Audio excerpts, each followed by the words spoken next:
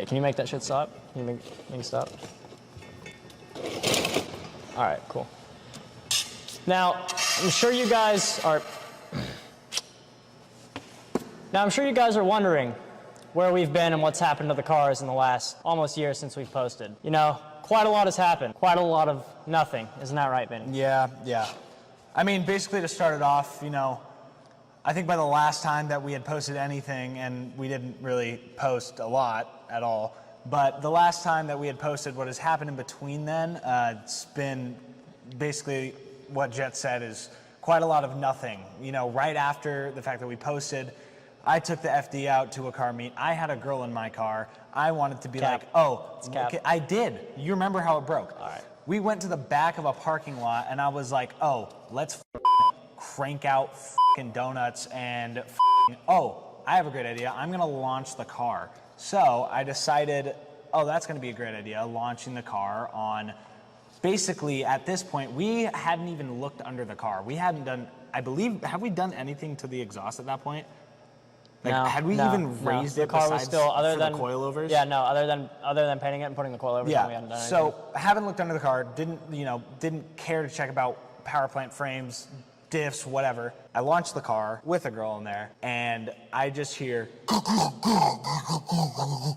you know, I looked at this girl, and she's my friend. It's not like, it was still a girl though, you know, and I was quite embarrassed. Yep. And I just looked at her, I was like, no, everything's fine. But basically, power plant frame just snapped in half on stock power. Snapped in half. It was gone. It was sitting for, what, 6 to 8 months? Yeah, probably around 8 months, I think. Around like 8 months, right? It was sitting. We couldn't find it. We thought it was the diff for the longest time, but we didn't even, our minds weren't there. We didn't even look under the car to see if it was actually the diff. That's what we thought it was. It ended up being the power plant frame. Yeah, I take responsibility for that because I drove it, and I was like, oh, that's the diff. And then we just let the car sit. We didn't even But check. neither of us bothered to look, so it ended up being the power plant frame, completely snapped in half. Luckily, our buddy let us borrow his that was on his FD because he didn't have any plans on, you know, moving it anytime soon. So we just bought a power plant frame, and as it was coming in for shipment, we threw his onto ours, and everything was good. But ever since then, you know, we threw that power plant frame back on about 8 months later, and everything else that's in the FD, I mean, we threw those, the front mount in there. I posted about that on my Yeah, we put the front mount intercooler in, and then as of last week, we just put Fortunatos in it, got them dialed in. We also, I guess this leads into the Skyline and the Silady. So right after the FD's power plant frame snapped, we shipped both the Skyline and the Silady up to Seattle. Super fun, by the way. Awesome time. You know, Vinny's hometown. Drove them around. It was super, super fun. It was a really, really great time. And when we unloaded the cars back home, we noticed that the Silady had a really, really gnarly exhaust leak. So looked around for a little bit, did a little spray test when the car was cold, and realized that it was coming out of the turbo to manifold gasket. We pulled the entire turbo assembly out to replace the gasket, and that's when we noticed that the turbo had a lot of shaft play. So we basically wrote it off as... take that thing and you just fucking... Yeah, wiggle it around. Going everywhere. Like a... Okay. My hometown. We'll cut that. But, I mean, thankfully now, you know, I just got back from my trip in Europe, so while I was there, jet through the Fortunatos into the FD, and we replaced those teens. And since then, I mean, we've been looking to throw it into paint soon. We'll get that front bumper mounted, get that rear diffuser on, get that nice actual golden, orange, yellow stock paint. Competition yellow mica. But yeah, no, for the FD, we have a 99 spec front bumper. We have a fiberglass rear diffuser that we're still deciding on if we're going to paint. Also a front lip. So it's going to be getting some body work done, a new coat of paint, new wing is going to go on as well. The whole car obviously is getting repainted and windshields resealed. Yeah, but the Silady, we put the new turbo on, didn't connect the coolant line properly. It's basically all good to go besides that one coolant line. We just need to put that on and the car can run again. It just needs to be tuned.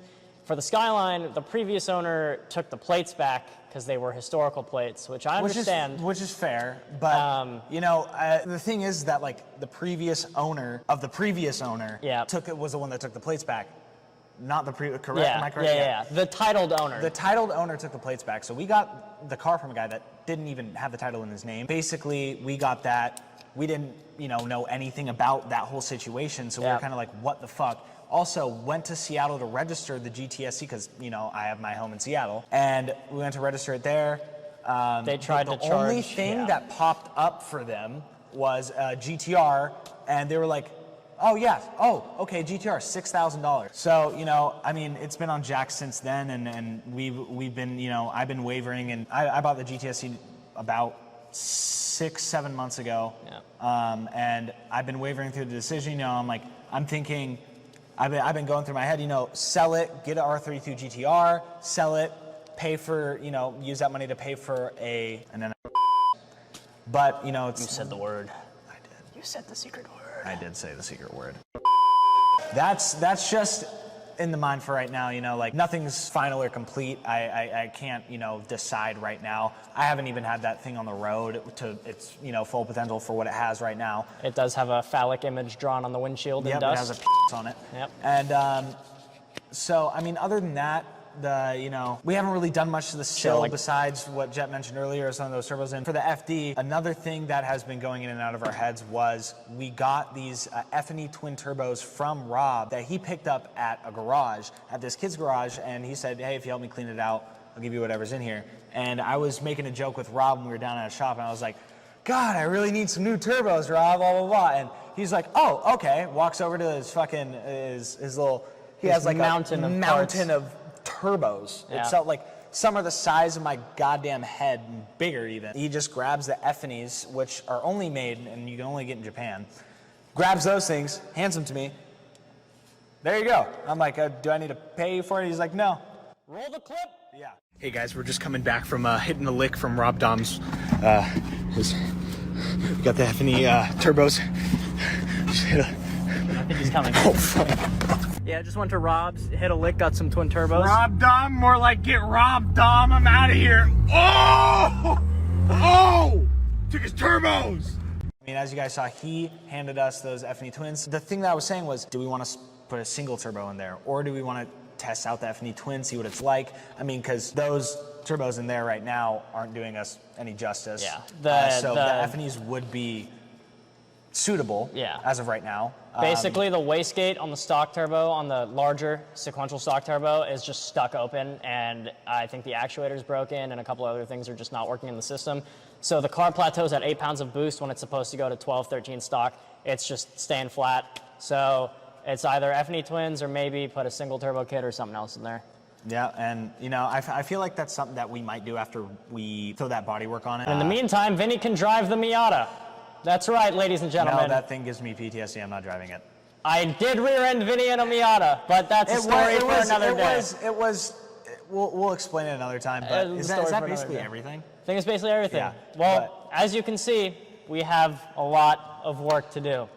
So now that I'm back and I'm, birthday week, once birthday week's over, parents are done visiting, all that stuff, we're hoping to get right back on top of everything and start filming a lot again. Obviously, we didn't push out much content besides on our TikToks and whatnot. We're hoping to post a lot more on this channel and just to show you guys what we go through and the fucking pain that severs our heart every time that... Oh, the pain. You know what? Okay. Sorry, this might backtrack a little bit. Trying to put that fucking manifold in the SIL 80 and shoving the fucking AC line, or the O2 sets fucking down all the fucking way, trying to fit that thing in. I literally picked it up like this and shoved it with all. I didn't even care anymore about breaking anything. I was just at that point. I was like, if I get this manifold onto the bolts, I will be happy. I don't care if anything breaks, and I'm just shoving it in there for like 3 straight hours. Then we finally got it. But anyways. It's in, but yeah, we still got some stuff to hook up. As you guys can see, we have a lot of work to do. We are going to get back to our regularly scheduled schedule of videos concerning our cars, us wrenching on them, the people we wrench with, the people we hang out with, and this awesome community that we have grown to love so much. We also have a filmer now, Pierce, a.k.a. 86 Mercy, a.k.a. His car has been on jack stands for 6 months, just like us, and he's on my BBSs right now, and his car looks goofy as hell. But fucking fenders are fucking yeah, bro, your off. fenders look like I hit them with a sawzall. Anyways, guys, we will see you on the next and first official comeback video to HA Garage. So we'll catch you guys on that one. Thank you so much for tuning in.